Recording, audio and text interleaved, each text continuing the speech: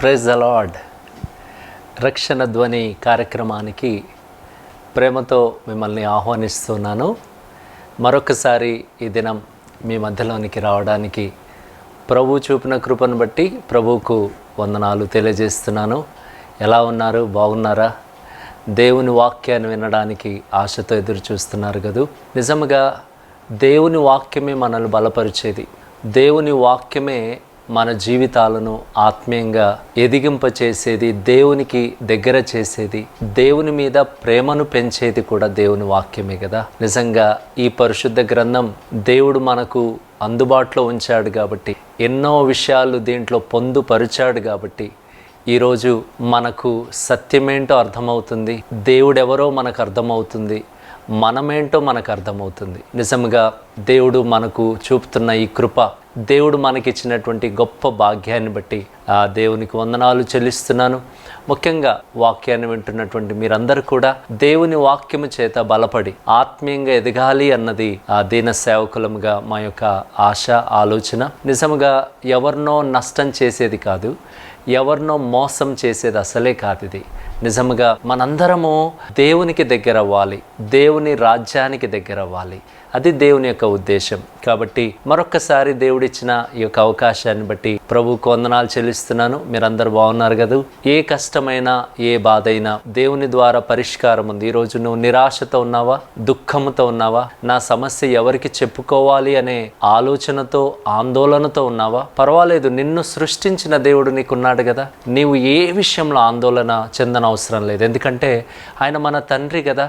మనకి ఏ కష్టం వచ్చినా, ఏ బాధ వచ్చినా ఆయన దగ్గరికి వెళ్ళి మన సంగతంతా తెలియజేస్తే ఆయన ఖచ్చితంగా మన మనవి ఆలకిస్తాడు. ప్రభు అంటాడు, అడుగుడి మీకు ఇవ్వబడును, వెదుకుడి మీకు దొరుకును, తట్టుడి మీకు తీయబడును, తెరవబడును. నిజంగా ఇంత గొప్ప ఆధిక్యత దేవుడు మనకిచ్చాడు కదా, ఇంత గొప్ప అవకాశం మనకుంది కదా.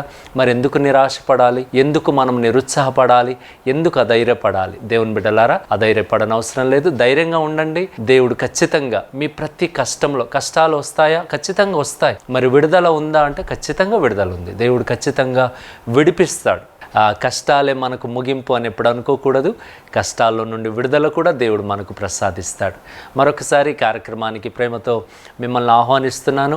ఎన్నో విషయాలు వాక్యంలో నుండి మనం నేర్చుకుంటూ ఉన్నాం. మరి గత వారంలో కూడా మానవుని విషయంలో, మానవుని యొక్క జన్మ విషయంలో, మానవుని సృష్టించిన విషయంలో దేవుని యొక్క అమూల్యమైన ఉద్దేశం ఏంటో గత వారం నేర్చుకున్నాం కదా.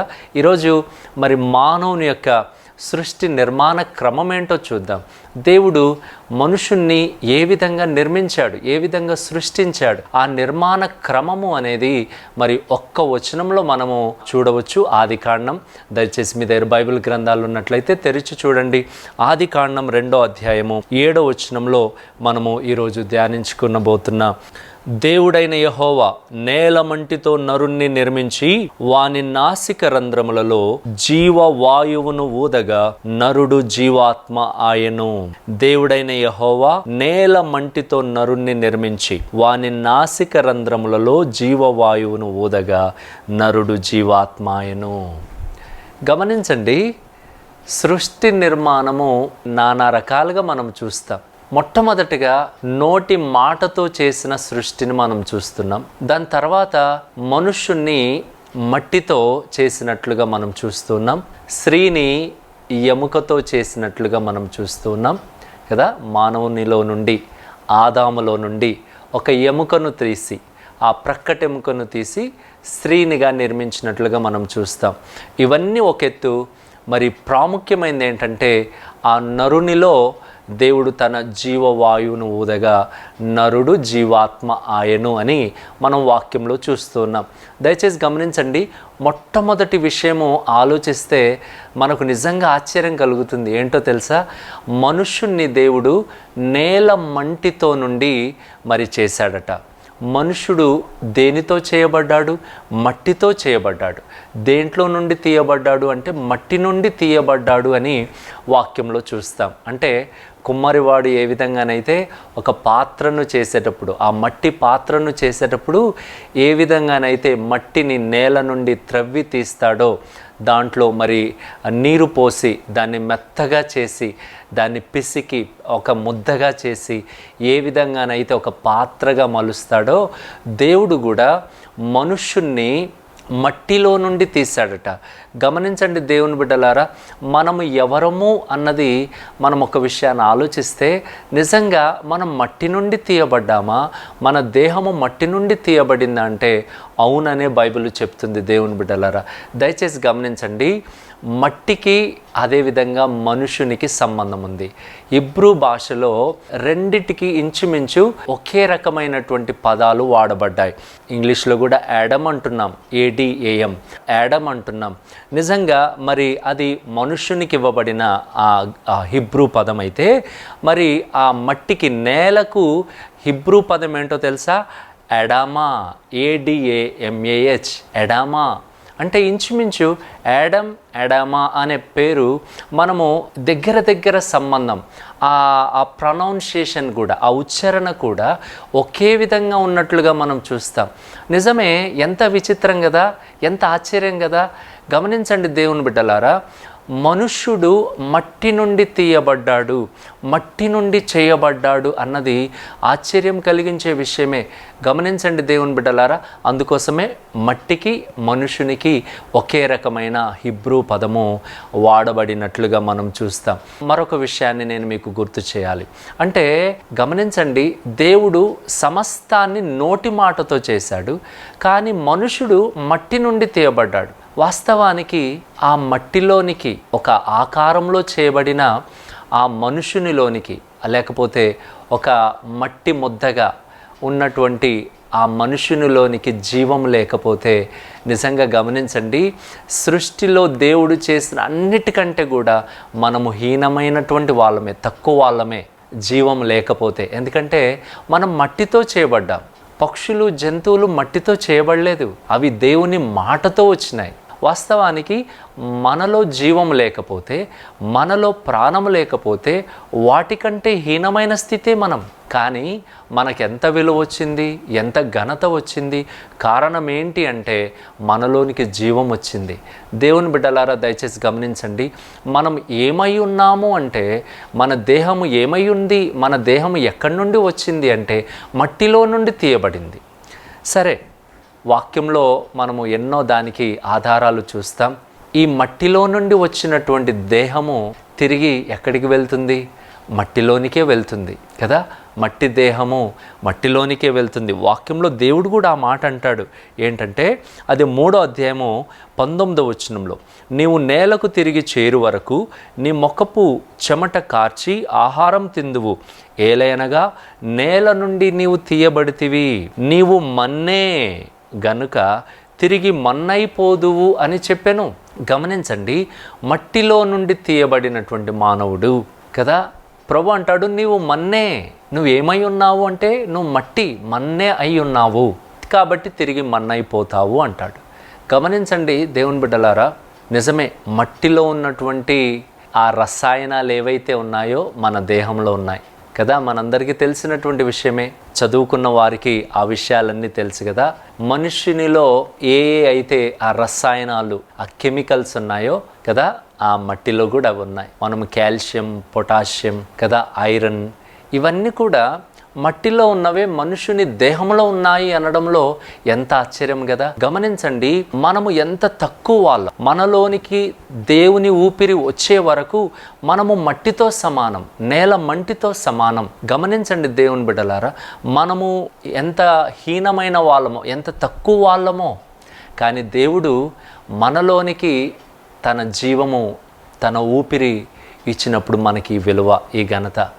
గమనించండి దేవుని బిడ్డలారా. అంతేకాదు, సరే, మన్నైనటువంటి దేహము ఏమవుతుంది? ప్రసంగి గ్రంథంలో మనం చూస్తాం కదా, 12వ అధ్యాయము 7వ వచనం ఒకసారి చూద్దామా. ప్రసంగి గ్రంథము 12వ అధ్యాయం 7వ వచనం, మన్నైనది వెనుకటి వలనే మరలా భూమికి చేరును, ఆత్మ దాన్ని దయచేసిన దేవుని యొద్దకు మరలా పోవును. మన్నైనది వెనుకటి వలనే అంటే అర్థం ఏంటి? ఇంతకుముందు మనం మన్నై ఉన్నాం, మట్టిలో నుండి తీయబడ్డాం. అదేవిధంగా మన్నైనది ఈ దేహము ఎంత అందమైన దేహమైనా, ఎంత ప్రత్యేకమైన బలము కలిగిన దేహమైనా, ఆకర్షణీయమైనటువంటి దేహమైనా తిరిగి మట్టిలోనికి వెళ్ళిపోతుంది, మట్టిలో కరిగిపోతుంది, కలిసిపోతుంది. గమనించండి దేవుని బిడ్డలారా, ఈరోజు ఎంతోమంది ఈ మట్టి దేహాన్ని చూసుకొని చాలా మురుస్తూ ఉంటారు, చాలా గర్విస్తూ ఉంటారు, అతిశయపడుతూ ఉంటారు. దేవుని బిడ్డలారా దయచేసి గమనించండి, ఇది నిజంగా దీనికి ఏ విధంగా విలువ వచ్చింది, ఏ విధంగా ఘనత వచ్చింది అంటే దేవుడు తన ఊపిరిని మనలోనికి పంపడం ద్వారానే. గమనించండి దేవుని బిడ్డలారా, ఇది మనం గ్రహించవలసినటువంటి విషయం. నిజమే, జీవం లేకపోతే మనం అన్నిటికంటే కూడా తక్కువ వారమే. అంతేకాదు మరొక విషయాన్ని కూడా మనం నేర్చుకోవాలి. ఏంటంటే ఈ మట్టి దేహానికి ఆరంభం ఉంది, ఈ మట్టి దేహానికి ముగింపు కూడా ఉంది. నిజమే, మన్నైనది వెనకటి వల్లనే మరలా మంటికి చేరును. గమనించండి దేవుని బిడ్డలారా, మానవుని యొక్క జీవితం ఎటువంటిదో వాక్యము సెలవిస్తుంది, పరిశుద్ధ గ్రంథము సెలవిస్తుంది. మానవుడు ఎక్కడి నుండి వచ్చాడు, ఎవరు చేశారు, ఏ విధంగా చేయబడింది అన్నది వాక్యంలో, పరిశుద్ధ గ్రంథంలో చాలా స్పష్టంగా వ్రాయబడింది. మానవుని యొక్క నిర్మాణం కదా, మట్టి నుండి తీయబడిన వాళ్ళము. మనకు ఒక ఆరంభం ఉంది ఈ దేహానికి. అంతేకాకుండా ఈ మట్టి దేహము మట్టిలోనికి వెళ్ళిపోతుంది. ఇది మొదటి క్రమము. మానవుని యొక్క సృష్టి నిర్మాణములో మనము మట్టి నుండి తీయబడ్డాము అని మనం మొదటి విషయంని నేర్చుకోవాలి. రెండో విషయాన్ని చూద్దాం. దేవుడైన యెహోవా నేల మంటితో నరుణ్ణి నిర్మించి, అంటే ఎవరు మనల్ని నిర్మించారు? ఎవరి చేతులు మనకు ఒక ఆకారమునిచ్చాయి అంటే దేవుని చేతులు. అంటే దేవుని చేతులతో మనం ఆకారాన్ని పొందుకున్నాం. మట్టి నుండి తీయబడ్డాము అనేది ఒక విషయం అయితే, దేవుని చేతులతో చేయబడ్డాము అన్నది చాలా ప్రాముఖ్యం. దేవుని చేతులతో చేయబడ్డాము అంటే దాని అర్థం ఏంటి? ఒక వ్యక్తి మన విషయంలో ఒక మంచి ప్రణాళిక కలిగి ఉన్నాడు, ఒక మంచి ఆలోచన కలిగి ఉన్నాడు, శ్రద్ధ కలిగి ఉన్నాడు. నీలాగా దేవుడు ఎవరిని చేయలేదు, ఎవరిలాగానో నిన్ను చేయలేదు. నీ ప్రత్యేకత నీకే ఇచ్చాడు, నా ప్రత్యేకత నాకే ఇచ్చాడు. గమనించండి దేవుని బిడ్డలారా, మానవుని యొక్క నిర్మాణము అనేది చాలా ప్రత్యేకమైంది. దేవుడు తన చేతులతో చేసుకున్నాడట కదా. మనుషుని యొక్క దేహాన్ని దేవుడు తన స్వాస్థములతో చేశాడు, ఇష్టపడి చేశాడు కదా. గమనించండి దేవుని బిడ్డలారా, మనము దేవుని చేతులతో చేయబడిన వాళ్ళం. మరి దేవుడు చేశాడు కాబట్టే మానవ నిర్మాణం ఇంత అద్భుతంగా ఉంది. మానవ నిర్మాణము నేటికి ఆశ్చర్యమే, నేటికి ఇది ఒక అద్భుతమే. మానవుని యొక్క దేహంలో ఉన్నటువంటి అవయవాలు అవి ఎంత ప్రత్యేకమైనవి. దేవుడు తన స్వాస్థములతో చేసిన మనుషుని నిర్మాణం చాలా ప్రత్యేకమైంది. దేవుడు మనకిచ్చిన కళ్ళు ఎంత ప్రత్యేకమైనవి. ఈ కంటిని గూర్చి కదా, అదొక డిపార్ట్మెంట్. నేర్చుకోవాల్సినటువంటి వైద్యులు దానికోసం ఎన్నో రోజులు కష్టపడి చదివి దానికి సంబంధించిన విషయాలు నేర్చుకుంటున్నారు. మన దేహంలో ఉన్నటువంటి గుండె కావచ్చు కదా, దానికి సంబంధించిన విషయాలు, దానికి సంబంధించిన జ్ఞానం అభ్యసించడానికి కొన్ని సంవత్సరాలుగా నేర్చుకోవాలి కదా. మరి నర్వ్ సిస్టమ్ కూడా, నరాలు కదా, మరి అంతేకాకుండా బ్రెయిన్, మెదడు, మన మెదడు. గమనించండి దేవుని బిడ్డలారా, మన దేహంలో ఉన్నటువంటి ప్రతి అవయవము కూడా ఎంత ప్రత్యేకమైంది, ఎంత ప్రత్యేకమైన వ్యక్తిగా మరి దేవుడు నిన్ను చేశాడు. తన స్వాస్థములతో దేవుడు నిన్ను చేశాడు. గమనించండి, నీవు దేవుని యొక్క చేతులతో చేయబడిన వ్యక్తివి. దేవుడు నిన్ను పుట్టించాడు, దేవుడు నీకు ఆకారమునిచ్చాడు.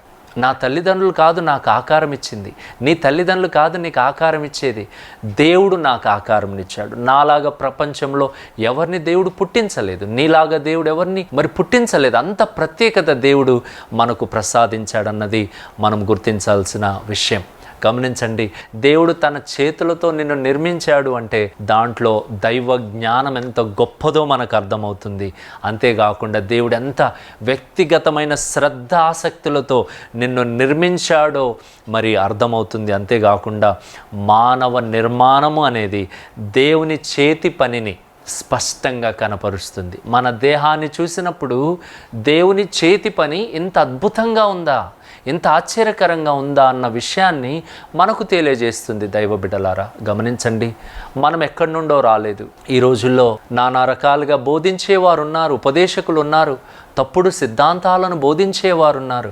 మనుషులు మరి జంతువుల నుండి వచ్చారని, కోతుల నుండి వచ్చారని నానా రకాలైనటువంటి సిద్ధాంతాలు బోధిస్తూ ఉన్నారు. గమనించండి దేవుని బిడ్డలారా, దేవుడు తనలాగా నిన్ను పుట్టించాడు, తన స్వహస్తములతో నీకు నిర్మాణం చేశాడు. గమనించండి, అన్నిటిలాగా మాటతో చేయలేదు. గమనించండి, పక్షులను, జంతువులను, జలచరాలను చేసినట్లుగా మాటతో నిర్మించలేదు. వ్యక్తిగతమైన శ్రద్ధతో చేతులతో మానవుణ్ణి సృష్టించాడు. మట్టిలో నుండి తీసి మట్టికి ఒక మంచి ఆకారమునిచ్చాడు.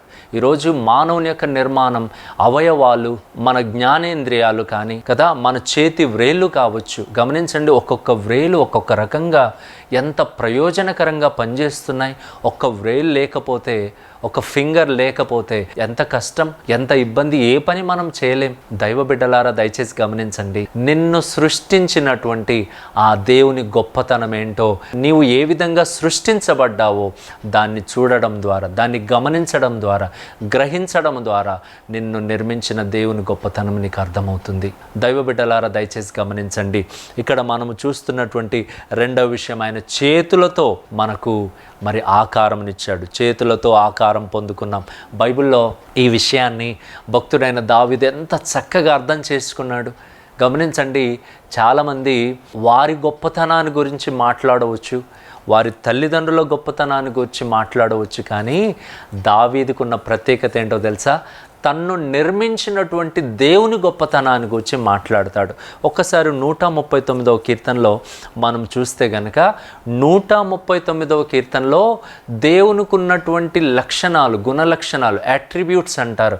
ఆయనకున్నటువంటి ఆ లక్షణాలలో ప్రధానమైన లక్షణాలు, మరి దేవుడు సర్వజ్ఞాని అని, దేవుడు సర్వవ్యాపి అని, దేవుడు సర్వశక్తిమంతుడు అని మరి ఎంత చక్కగా వర్ణిస్తూ, దేవుని శక్తిని గూర్చి వర్ణిస్తూ ఆయన అంటాడు 13వ వచనం నుండి, నా అంతరింద్రియములను నీవే కలగజేసితివి, నా తల్లి గర్భమందు నన్ను నిర్మించిన వాడవు నీవే.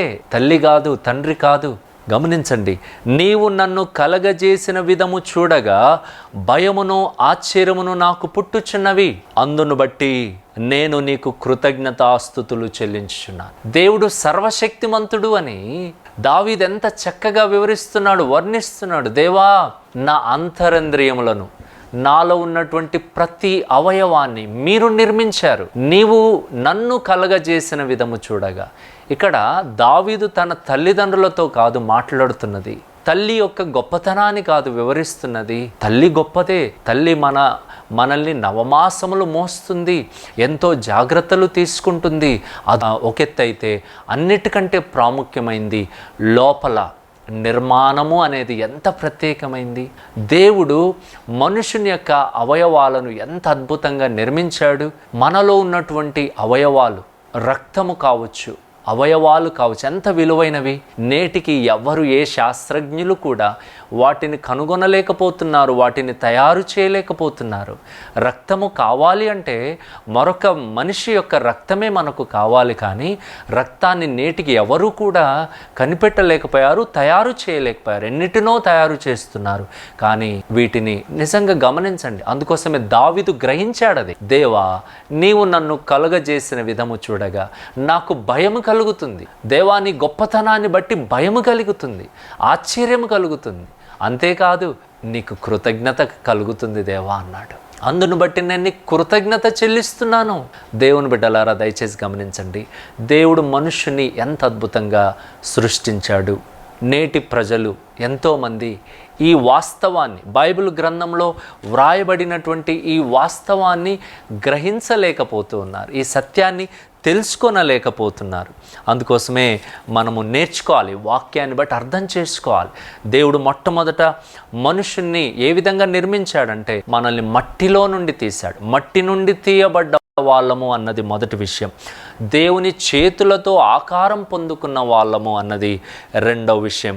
అంతేకాదు మరి నిజంగా వాస్తవానికి దేవుని చేతులతో చేయబడ్డాం కాబట్టి దేవుడు మనల్ని బహుశ్రేష్ఠులు అన్నాడు కదా. మీరు అన్నిటికంటే బహుశ్రేష్ఠులు, ఎందుకంటే మనం దేవుని హస్తములతో చేయబడ్డాం. అంతేకాదు చివరి విషయాన్ని మనం నేర్చుకుందాం. మళ్ళీ చదువుతున్నా 7వ వచనం. దేవుడైన యెహోవా నేలమంటితో నరుణ్ణి నిర్మించి వాని నాసికారంధ్రములలో జీవవాయువును ఊదగా నరుడు జీవాత్మ ఆయను. చివరి విషయం చాలా ప్రాముఖ్యమైన విషయం కదా. మట్టి నుండి తేయబడ్డాం, దేవుని చేతులతో రూపము పొందుకున్నాం, ఆకారం పొందుకున్నాం. 3వ విషయం ఏంటంటే దేవుని ఊపిరితో జీవం పొందుకున్నాం. Praise the lord. దేవునికి మహిమ కలుగును కాక. దేవుని ఊపిరితో మనకు జీవం వచ్చింది. ఇప్పుడు మనం మట్టి బొమ్మలం కాదు. మనము ఎందుకు బహుశ్రేష్ఠులమయ్యాము? ఆకాశ పక్షుల కంటే, అడవి జంతువుల కంటే మనం బహుశ్రేష్ఠులం ఎందుకు అయ్యామో తెలుసా? ఈ మట్టి దేహంలోనికి వచ్చింది దేవుని ఊపిరి. సృష్టి అంతటిని మాటతో చేసిన దేవుడు, మనుష్యుణ్ణి మట్టితో చేసిన దేవుడు జీవమును కూడా తయారు చేయొచ్చు కదా, ప్రాణాన్ని కూడా తయారు చేయొచ్చు కదా. ఒకవేళ ప్రాణమును తయారు చేసి మనలో అది ఉంచితే గనక, ఆ జీవమును మనతో ఉంచితే గనక దేవునికి మనకు సంబంధం ఉండకపోయేదేమో. ఇప్పుడు దేవునికి మనకు సంబంధం ఏ విధంగా ఏర్పడిందంటే తనలో ఉన్న ఊపిరి మనలోనికి వచ్చింది. దేవుడు నరుని నాసికారంధ్రంలో నుండి, ముక్కులో నుండి తన జీవవాయువును ఊదగా, ఎంత స్పష్టంగా వ్రాయబడింది గమనించండి. నరుణ్ణి నిర్మించి వాని నాసికారంధ్రములలో జీవవాయువును ఊదగా నరుడు జీవాత్మాయను. ఎంత అద్భుతమైన సత్యం! మట్టి బొమ్మగా ఉంచకుండా మనలోనికి తన జీవ ఆత్మను, తన జీవమును, తన ఊపిరిని మనలోనికి ఊది మనల్ని నిజంగా జీవము కలిగిన, ప్రాణము కలిగిన, ఆత్మ కలిగిన వ్యక్తులుగా దేవుడు మనల్ని నిర్మించినట్లుగా వాక్యం చెప్తుంది. గమనించండి, ఇప్పుడు మనలో ఉన్నటువంటి ఊపిరి ఎవరిది?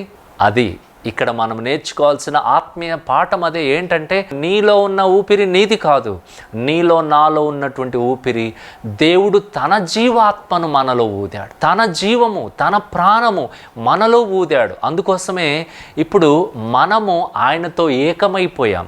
ఇప్పుడు మనలో ఊపిరి ఉంది, ఇది దేవుని ఊపిరి, మనకిది కనిపించట్లేదు.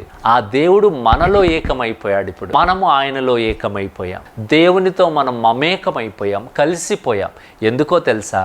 నాలో ఉన్నది దేవుని ఊపిరి. ఇది నా తల్లిదండ్రుల నుండి వచ్చింది కాదు. నా తల్లిదండ్రులు నాకు ప్రాణమునివ్వలేదు, నాకు ఆత్మనివ్వలేదు. వాక్యం చెబుతుంది నరుని యొక్క ఆ నాసికారంధ్రములలో దేవుడు తన జీవవాయువును ఊదగా నరుడు జీవాత్మాయను. వాక్యంలో ఎన్నో విషయాలు వ్రాయబడి ఉన్నాయి. కొరింథీలకు రాసిన మొదటి పత్రిక 15వ అధ్యాయం 45వ వచనంలో కూడా చాలా స్పష్టంగా వ్రాయబడింది. ఏంటంటే ఇందు విషయమై ఆదామను మొదటి మనుషుడు జీవించు ప్రాణి ఆయనని వ్రాయబడి ఉన్నది. కడపటి ఆదాము జీవింపచేయు ఆత్మ. దేవుడు కడపటి ఆదాము అనగా యేసుక్రీస్తుల వారిని కడపటి ఆదాముగా మరి పిలవడం జరిగింది. నిజంగా ఆయన జీవింపచేసే ఆత్మ అయితే మనము జీవించు ప్రాణులమయ్యాం. గమనించండి, మనలో ఉన్నటువంటి ఊపిరి దేవునిది, మనలో ఉన్నటువంటి ప్రాణము దేవునిది. కాబట్టి దేవునికి వేరుగా ఉండు నువ్వేమైనా చేయగలవా? దేవునికి దూరమై ఉండి నువ్వేమైనా చేయగలవా? నీలో ఉన్నటువంటి ఊపిరి దేవునిది అన్న విషయం నువ్వు గ్రహించినప్పుడు దేవునికి కృతజ్ఞత చెల్లించకుండా ఉండగలవా? కృతజ్ఞత కలిగిన జీవితాన్ని జీవించకుండా ఉండగలవా? గమనించండి, చాలాసార్లు నేను అనుకుంటాం, చాలాసార్లు నేను, నా గొప్పతనం, నేను, నా ఆకారం, నా అందం, నా బలం, ఏది నీదో చెప్పండి ఒకసారి. నీవు నీ సొత్త వాక్యంలో ఉంది. మీరు మీ సొత్తు కాదు, మీరు వెలబెట్టి కొనబడిన వారు అంటాడు. గమనించండి, దేవుని వాక్యంలో కొరింథీలకు రాసిన పత్రికలో ఆ మాట చూస్తాం. మనము మనకు చెందిన వాళ్ళం కాదు, దేవుని సొత్తైన ప్రజలం మనం. దేవుడు మనల్ని తన స్వహస్తములతో చేసుకొని, అంతేకాదు తన ఊపిరిని మనలోనికి ఊదాడు, మనల్ని జీవింపచేస్తూ ఉన్నాడు.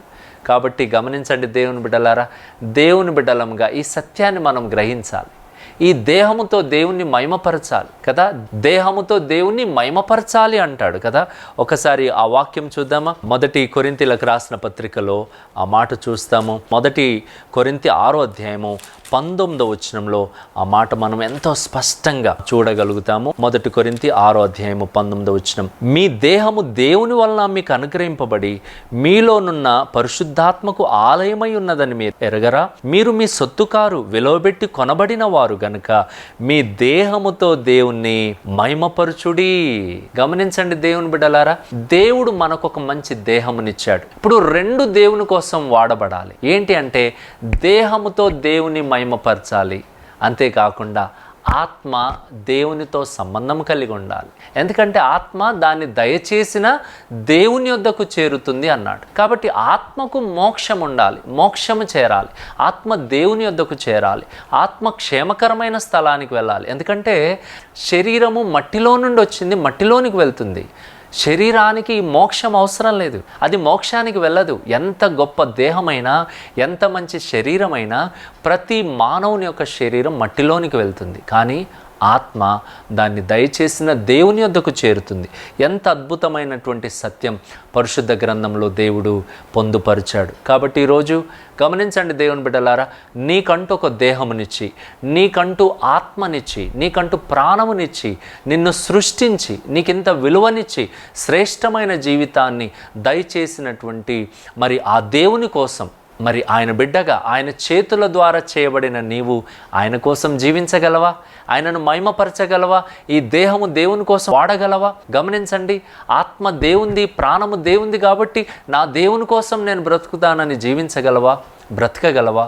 లేదంటే ఆయనతో సంబంధం లేకుండా ఆయనకు దూరంగా ఉంటావా? ఈరోజు ఒక మంచి నిర్ణయం తీసుకో. దేవా, నీవు నాకు ఇంత మంచి జీవితాన్ని ఇచ్చావు, ఈ దేహముతో నిన్ను ఘనపరుస్తాను, ఈ దేహము నీకోసం వాడుతాను, నీకొక సజీవ యాగముగా నా దేహాన్ని నీకు సమర్పిస్తాను ప్రభు అని నీ జీవితాన్ని ప్రభువుకు సమర్పించి ఆయన కోసం బ్రతకగలిగితే నిజంగా దేవుడు నిన్ను గొప్పగా వాడుకుంటాడు. ఒకరోజు నువ్వు ఈ లోకాన్ని విడిచినప్పుడు దేవుని రాజ్యానికి చేరగలుగుతావు. ఆశించండి, దేవుడు తప్పకుండా అటువంటి కృప మీకు అనుగ్రహిస్తాడు. దేవుడి మాటలు దీవించునుగాక. ప్రార్థన చేసుకుందాం అందరూ. దాంతోపాటు తల వంచి కళ్ళు మూసుకోండి. జీవాధిపతి అయిన మా ప్రియ పరలోకపు తండ్రి, వాక్యాన్ని విన్నటువంటి మా ప్రియులను జ్ఞాపకం చేసుకోండి, బలపరచండి. నిజమే, మానవుని యొక్క జీవితం ఎంత విలువైందో, మానవుని యొక్క మరి నాయన నిర్మాణం ఎంత ప్రత్యేకమైందో, ఆ సృష్టి నిర్మాణమును గూర్చినటువంటి సంగతులు ఈరోజు మీరు మాకు బోధించారయ్యా. నిజమే తండ్రి, మేము మట్టిలో నుండి తీయబడ్డాం. మీరు నాయన మీ చేతులతో ఒక ఆకారమును మాకు ఇచ్చారు. మీరు మాలో నాయన జీవమును, మీ ఊపిరిని మాలోనికి పంపించారని వాక్యంలో నేర్చుకున్నామయ్యా. అవును తండ్రి, మీ ఊపిరి మాలో ఉంది కాబట్టే మాకు విలువ ఉంది. లేదంటే మేము మట్టి వాళ్ళమే, మట్టిలో కలిసిపోయే వాళ్ళమే తండ్రి. ప్రభు, మీరు మాకు చూపిన కృపను బట్టి మీకు వందనాలు.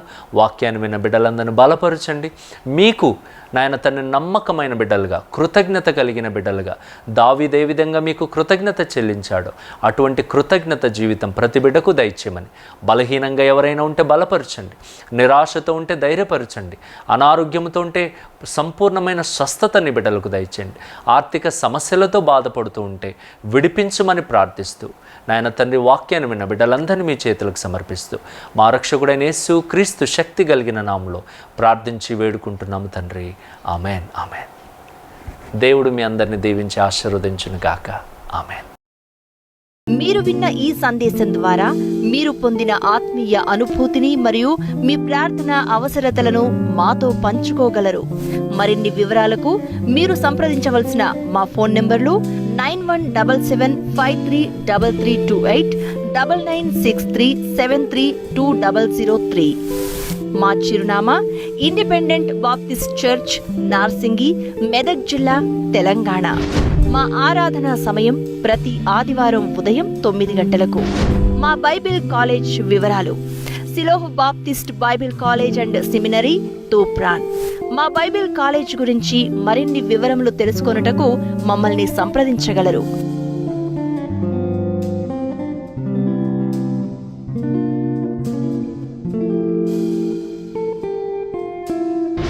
దేవుడు మిమ్ములను సమృద్ధిగా దీవించునుగాక.